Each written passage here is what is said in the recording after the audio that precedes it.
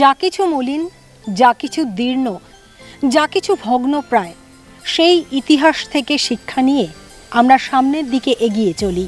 পেছনে বহমান গঙ্গা, আর গঙ্গার মতোই বহমান আমাদের জীবন। সেই বহমানতার পথ ধরে আর কিছুক্ষণের মধ্যেই আমরা পৌঁছে যাব নতুন বছরের দোরগোড়ায়।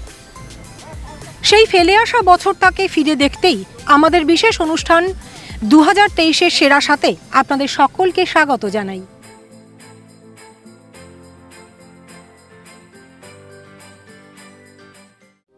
একেবারেই তাই গৌতমী। যেমন এবছরে অঙ্গনওয়াড়ি কেন্দ্র এবং অঙ্গনওয়াড়ি কেন্দ্র নিয়ে উঠে আসছে নানান রকম প্রশ্ন। কেন্দ্রীয় এই প্রকল্পে বিভিন্ন রকম দুর্নীতির ছবি উঠে আসছে আমাদের রাজ্যে, তারই এক ঝলক।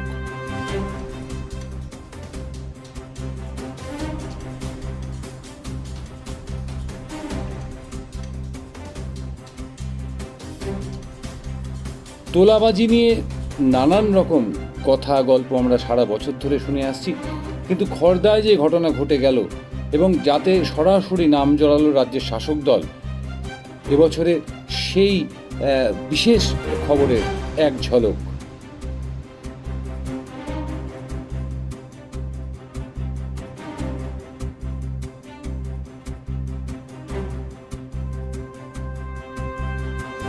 আমরা এবছর খুঁজে পেয়েছি পৃথিবীর প্রথম বাঙালি শালিক।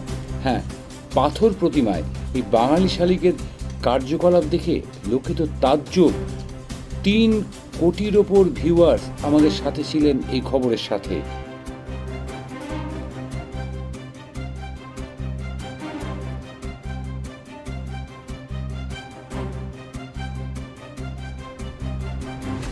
টুম্পা কয়াল কামদুনি কাণ্ডে অন্যতম একজন প্রধান মুখ হয়ে দাঁড়িয়েছিলেন।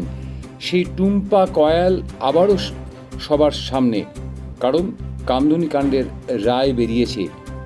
তার সাথে কুণাল ঘোষের একটা কথার লড়াই বলবো না, বলতে পারি রাজনৈতিক লড়াই।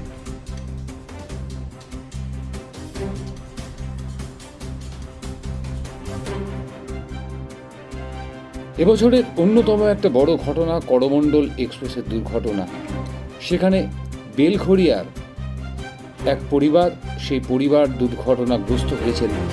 সেই খবরটা একবার ফিরে দেখব।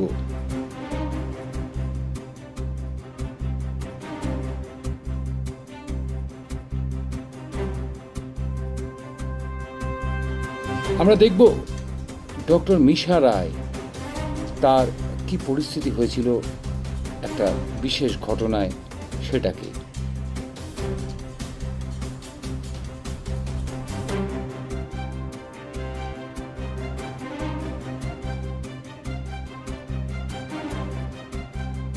করোনার পরবর্তী সময়ে আমাদের শৈশব হারিয়ে যাচ্ছে বিভিন্ন কারণে। পড়াশুনো ছেড়ে ছাত্রছাত্রীরা মন দিচ্ছে অন্য কাজে। কি কাজে? কোথাও অটো চালাচ্ছে। হ্যাঁ, দেখুন, 9ম শ্রেণীর এক ছাত্রী হাতে তুলে নিয়েছে অটোর স্টিয়ারিং।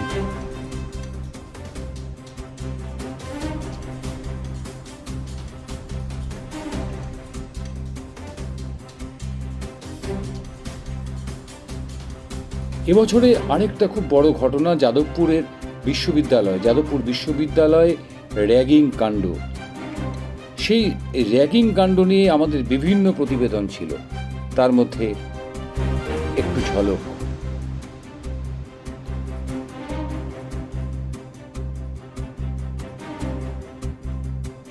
নিয়োগ প্রক্রিয়ায় বেনিয়ম, রোজকার খবর, কিন্তু তার মধ্যে বিশেষভাবে উল্লেখযোগ্য হয়ে উঠেছিল পানিহাটিতে সিবিআই রেড, পানিহাটি পৌরসভায় সিবিআই রেড, এবং সেই খবর সাড়া ফেলে দিয়েছিল সারা রাজ্য জুড়ে।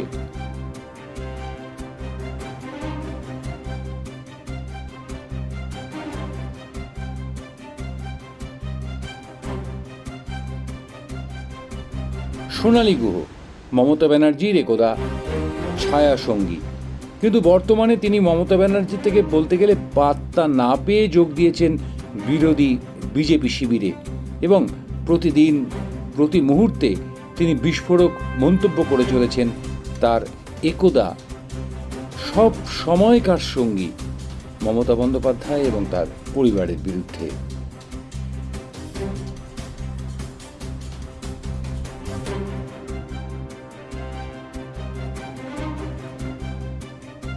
বিভিন্ন কারণে, সামাজিক কারণে, অর্থনৈতিক কারণে, পারিবারিক কারণে আমাদের পরিবারের বৃদ্ধারা ক্রমশ আমাদের কাছ থেকে সরে যাচ্ছে, আমাদের কাছে অপাংক্তেয় হয়ে পড়ছে, অতিরিক্ত হয়ে পড়ছে।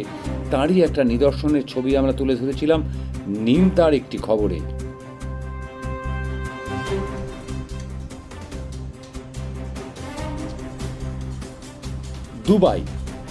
দুবাইতে গিয়ে আমাদের দেশের পরিযায়ী শ্রমিকদের কি পরিস্থিতি হচ্ছে সেটা আমরা তুলে ধরেছিলাম আমাদের খবরে।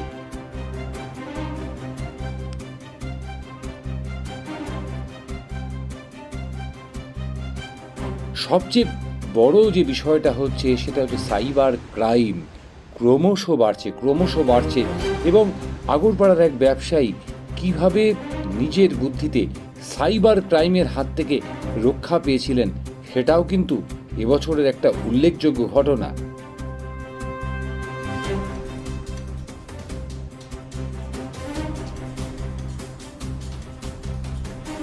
বছর ফুরলেই কিন্তু লোকসভা নির্বাচন, আর লোকসভা নির্বাচনে গত লোকসভা নির্বাচনে বিজেপির প্রার্থী হিসেবে জয়ী অর্জুন সিং এখন যোগ দিয়েছেন তৃণমূল কংগ্রেসে।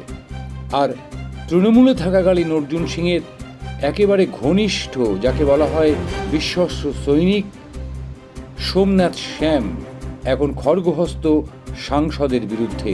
সেই সোমনাথ বরাম অর্জুন, শ্যাম রাখি না কুল রাখি, এটাই ব্যারাকপুরে তৃণমূলের এখন সবচাইতে বড় প্রশ্ন।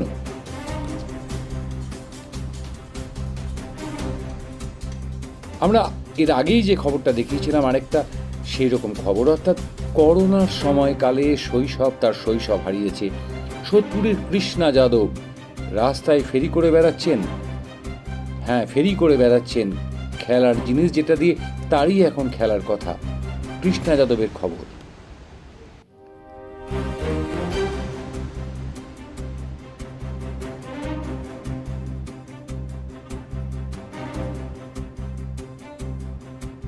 চন্দ্রযানের সাফল্য এবার ভারতের মুকুটে জুড়ে দিয়েছে নতুন পালক, আর সেই পালকে কিন্তু আমাদেরও একটা বড় অবদান আছে, মানে 7 AWACK নিউজ নেটওয়ার্ক যেখানে অবস্থিত সেই পানিহাটির।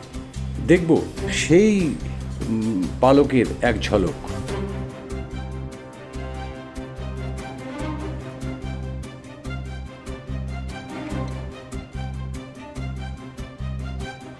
পানিহাটির ঐতিহ্যমণ্ডিত চিরার মেলা দণ্ড মহোৎসব এবছর 500 বছর অতিক্রম করে আরও এগিয়ে চলেছে এবং গত বছর দুর্ঘটনার পরে এবার মেলা ঘিরে ছিল চূড়ান্ত নিরাপত্তার ব্যবস্থা। গত বছর একাধিক মানুষের মৃত্যু হয়েছিল এই মেলায়, সেই মেলার এক ঝলক।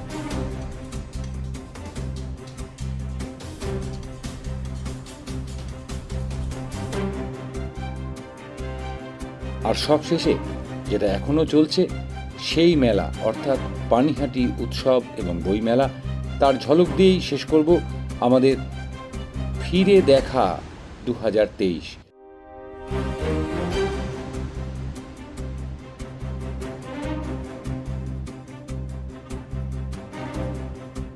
অনেক কিছু না দেখা থেকে গেল, আরও অনেক কিছু দেখতে হয়তো পারতাম, কিন্তু যতটুকু দেখলাম, যতটুকু ভাবলাম, যতটুকু শিখলাম তা দিয়েই আমরা সামনের দিকে এগিয়ে চলব। সবাই ভালো থাকবেন। সবার জন্য শুভ নববর্ষ, শুভ ইংরেজি নববর্ষ। 7 AWACK নিউজ নেটওয়ার্ক। জয় হিন্দ।